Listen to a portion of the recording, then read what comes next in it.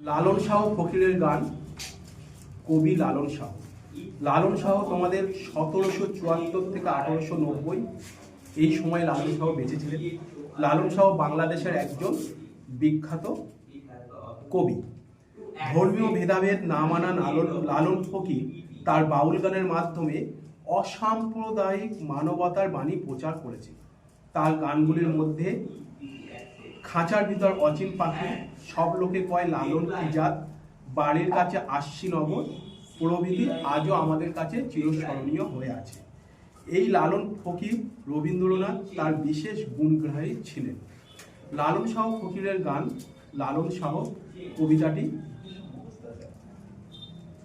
মানুষ ভজলে সোনার মানুষ হবি, মানুষ ছেড়ে খ্যাপারে তুই মূল হারাবি, দ্বিদলের মৃণালে সোনার মানুষ উজ্জ্বলে, মানুষ গুরু কৃপা হলে জানতে পারি।